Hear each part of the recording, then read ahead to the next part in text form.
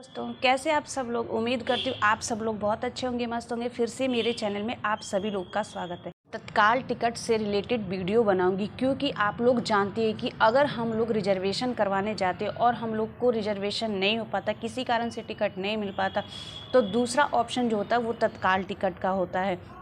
इसी पे मैं बात करूंगी और वो क्या मैं बात करूंगी और कैसे आप लोग को आसानी से मिलेगा, यह जानने के लिए जो भी मेरे चैनल पे नए होंगे चैनल को ज़रूर सब्सक्राइब करिएगा और वीडियो को शुरू से लेकर अंत तक देखिएगा, तभी आप लोग को पूरा समझ में आएगा।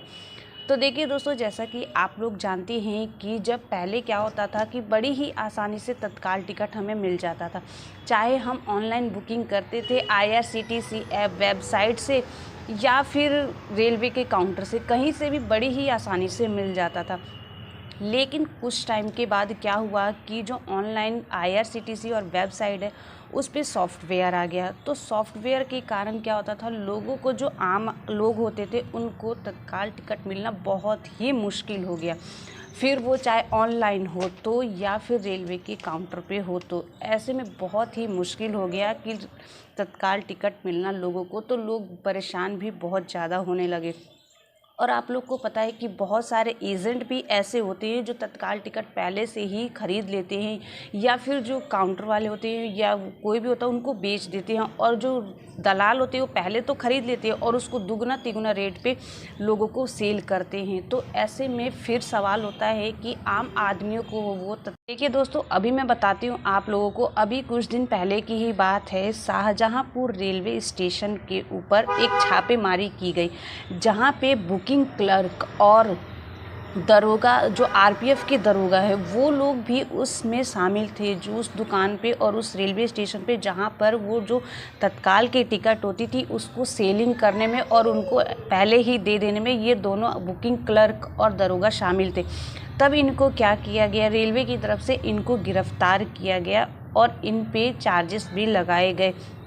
तो वैसे तो आप लोग जानते हो दोस्तों, मैंने कई बार वीडियो भी बना के आप लोग को बताया है कि कई कई जगह पे, कई कई स्टेज पे, रेलवे स्टेशन और दुकानों में छापेमारी की जाती है, जिस पे कि बहुत सारे एडवांस में तत्काल टिकट बुकिंग मिलता है। उनके पास एक से एक फ़ोन भी मिलता है और प्लस में अलग से लैपटॉप वगैरह भी मिलता है, और उनकी अलग अलग ID भी कई तरीके की मिलती है, जिससे वो तत्काल टिकट एडवांस में बुक करके चोरी करके रखते हैं और दलाल जो होते हैं वो लोगों को दुगना तिगुना रेट में बेचते हैं।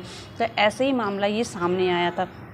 पर सब कुछ देखते हुए भी यही सवाल बार बार आता है कि नॉर्मल यात्रियों को तत्काल टिकट कैसे ही मिल सके, चाहे फिर वो ऑनलाइन हो तो या फिर रेलवे के काउंटर से हो। तो आप लोग जानते हैं दोस्तों, जब ये सब IRCTC में जब सॉफ्टवेयर और वेबसाइट में आ गया, तो इसके बाद लोगों को भरोसा था कि चलो काउंटर से तो रेलवे का टिकट आसानी से तत्काल मिल जाएगा। लेकिन आप लोग जानते हैं कि रेलवे के काउंटर पे भी इतनी लंबी लंबी भीड़ होती है कि सभी को तत्काल टिकट मिल पाना बहुत ही मुश्किल है।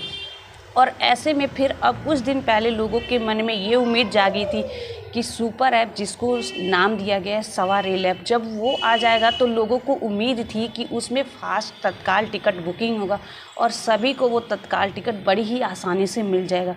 लेकिन ऐसा नहीं हुआ, क्योंकि जैसे कि IRCTC ऐप में सॉफ्टवेयर आने के बाद वो अटकने लगा, डाउनलोड होने में मुश्किलें आने लगी, टिकट बुकिंग में सॉफ्टवेयर जो होता था वो कुछ टाइम के लिए हैंग होने लगा। सेम प्रोसेस इस सवारेल ऐप में भी लोगों को देखने को मिल रहा है। उनका कहना है कि जब हम लोग तत्काल टिकट बुकिंग करने के लिए जा रहे हैं तो इसका भी सर्वर डाउन हो जा रहा है, इसको डाउनलोड करने में भी मुश्किल आ रही है, तत्काल टिकट बुकिंग करने में भी मुश्किल है। तो सब मिला के यही है कि लोग अब बहुत निराश हो गए कि एक उम्मीद सवारेल ऐप से थी, जो सुपर ऐप है, वो फास्ट तत्काल टिकट बुकिंग हुआ, लेकिन इससे भी नहीं हो रहा है। तो लोगों की परेशानी जहाँ की तहाँ है। अब लोगों का कहना है कि फिर हमें नॉर्मल बड़ी ही आसानी से ऑनलाइन हो या काउंटर से कैसे बुकिंग हो।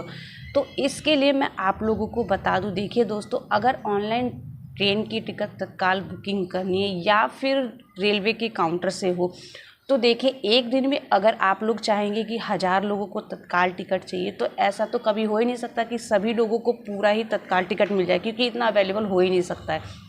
लेकिन रेलवे ये कर सकता है कि जो हम IRCTC का ऐप या वेबसाइट या सवारेल ऐप, जो अब नया ऐप आ गया, इसको हम अगर तत्काल टिकट बुकिंग के समय इस्तेमाल करते हैं तो जो इसका सर्वर है वो डाउन ना हो, ये हैंग ना हो और बहुत ही फास्ट अगर बुकिंग हो जाए, तो ये सबसे बड़ा बेस्ट तरीका रहेगा। रेलवे को कुछ ऐसा ही करना चाहिए कि इनके ऐपों में कुछ सुधार लाना चाहिए, इसके ऐप को हैंग ना हो, ताकि जो आम यात्री और आम लोगों को बड़ी ही आसानी से तत्काल मैंने आप लोगों को बता दिया कि तत्काल टिकट बुकिंग से पहले भी प्रॉब्लम होती थी और अब भी प्रॉब्लम देखने को मिल सकी। मैंने जो ये तरीका बताया, क्या रेलवे को ऐसा ही करना चाहिए, इसके सॉफ्टवेयर में चेंज करना चाहिए, इस पे आप लोगों की क्या राय है? अपनी राय एक बार कमेंट बॉक्स में ज़रूर बताइएगा।